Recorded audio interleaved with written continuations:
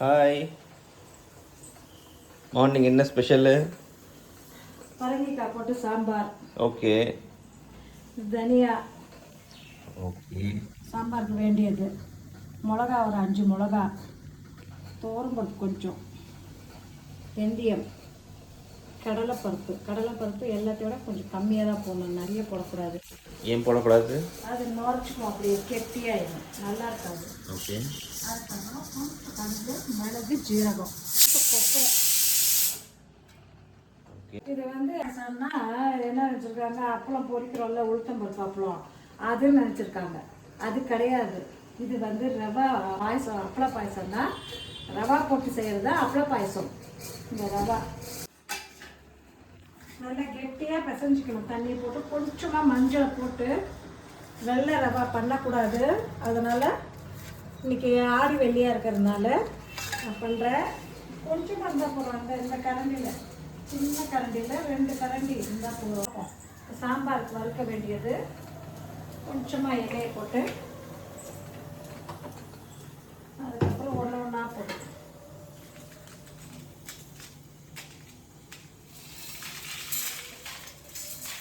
போட்டு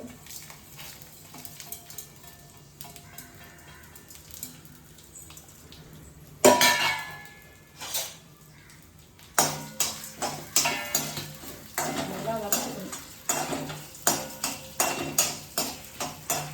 நல்லா வாசமாக இருக்கும், நல்லாவும் இருக்கும்.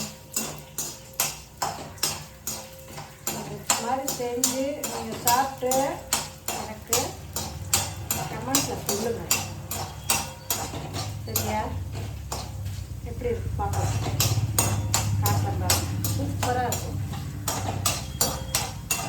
இதில் சில பேர் என்ன செய்வாங்க, கசகசா கொஞ்சம் போடுவாங்க. அது பிசிபேலா மாதிரி ஆகிடும். அது ஒரு தடவை நான் உங்களுக்கு செஞ்சு காட்டுறேன். இது இந்த மாதிரி இருக்கிறது நல்ல வாசமாக இருக்கும். அது சாம்பார் பொடிங்கிறது அது தனி, இது வறுத்து பண்ணுறது அது தனி. ஆக ரெண்டுத்துக்கும் வேறு வேறு டேஸ்ட் வரும். இது ஒரு மாதிரி டேஸ்ட்டாக இருக்கும், அது ஒரு மாதிரி டேஸ்ட்டாக இருக்கும். சரிங்களா? சில பேர் சாம்பாருக்கு தக்காளி அதெல்லாம் போடுவாங்க, அதெல்லாம் வேண்டாம். இது மட்டும் போடும். இந்த சாம்பாருக்கு பாருங்க, ஆசனை கம கேட்குது. நம்ம தேங்காய் இல்லை, உங்ககிட்ட கொப்பரை இல்லைன்னா தேங்காவே போட்டு வறுத்துக்கோங்க. தேங்காய் போட்டு கொஞ்சம் வறுத்துக்கிட்டிங்கன்னா நல்லாவும் இருக்கும். இப்போ பாருங்கள்,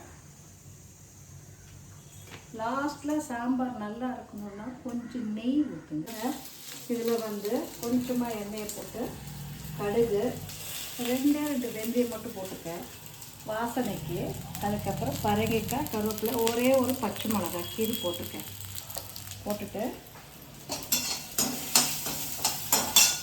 இதில் பெருங்காயம் போட்டுக்க.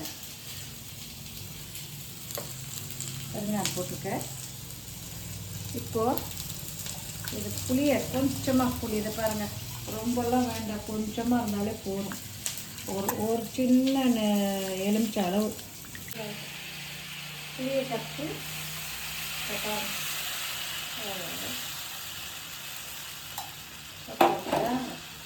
கொஞ்சம் உப்பு, மஞ்சத்தூள்,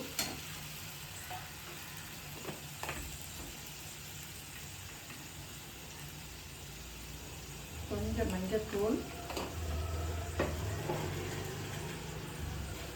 உப்பு. இப்போ இதெல்லாம் இந்த சாமான்லாம் இருக்கு இல்லையா, அந்த வறுத்தோம் இல்லையா, அதெல்லாம் நம்ம மிக்சியில் அரைச்சிட்டு வருவோம். காட்டுறேன். கொப்பரையை போட்டுருங்க. முதல்ல கொப்பரையை போட்டு அரைச்சிட்டோம்னா அது சரியாக வரும். A few moments later. பாருங்க, அரைஞ்சிருச்சு பாருங்க, நைஸாக அரைஞ்சிருச்சு.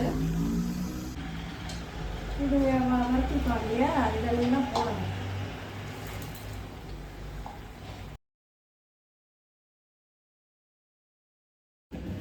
பாருங்க, அரைஞ்சிருச்சு பாருங்க, நைஸாக அரைஞ்சிருச்சு, சூப்பராக அரைஞ்சிருச்சு.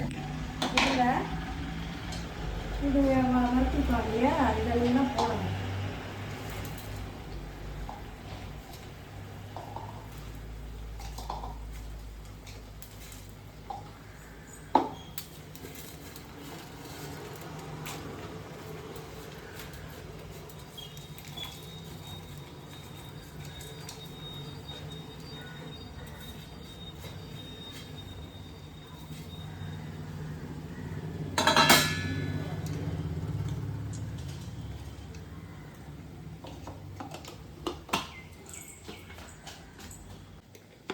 பாருங்கள், A few minutes later. நைஸாக அரைஞ்சிருக்கு. பாருங்கள், நைஸாக அரைஞ்சிருக்கு. நைஸாக அரைஞ்சிருக்கு. சூப்பராக இருக்குது. இது பாருங்க. இப்போது இதில் நம்ம போடணும். ஓகே,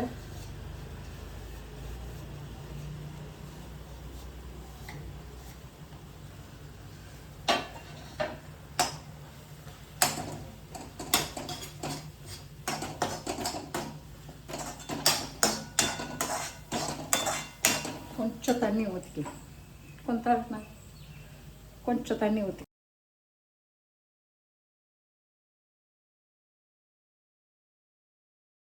கொத்தமல்லி போடுறேன்.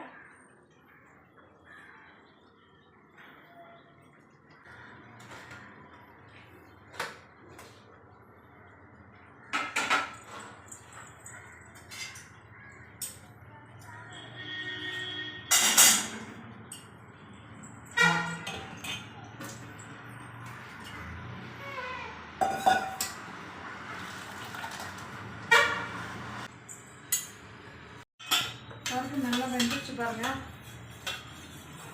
சூப்பராக வெந்துருச்சு. இப்போ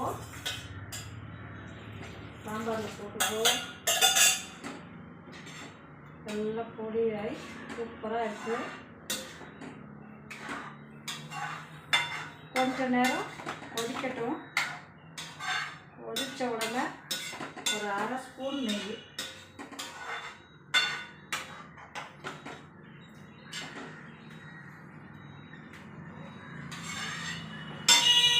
கொஞ்சமாக தண்ணி.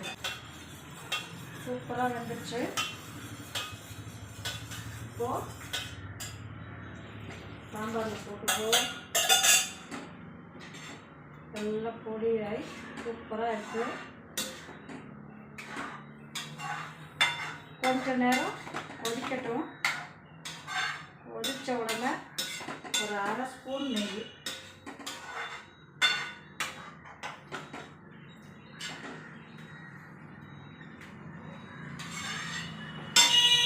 கொஞ்சமாக தண்ணி சரியாக இருக்கும். அப்பளம் சொல்லியிருந்தேன் இல்லையா, அப்பளம் இட்டு ரவையிட்டு ரவை அப்பளம் இதில் நான் பால் போடுறேன். கொஞ்சம் கொதி வந்தோடனே நான் ஸ்டார்ட் இருப்பாங்க.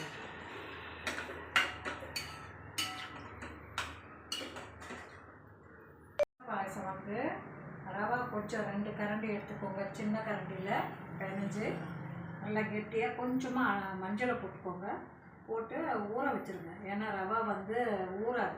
அதனால் முன்னாடியே ஊற வச்சிட்டிங்கன்னா அது நல்லா சாஃப்டாகிடும். அதுக்கப்புறம் அப்பளம் போல் நம்ம சப்பாத்தி மாதிரி போட்டு ஊற வச்சிடணும். ரவையை கொஞ்சம் பிணைஞ்சி ஒன்றும் தண்ணியுமே எண்ணெயெல்லாம் ஒன்றும் வேண்டாம். வெறும் தண்ணி மட்டும் போட்டு பிணைஞ்சி வச்சுக்கணும்.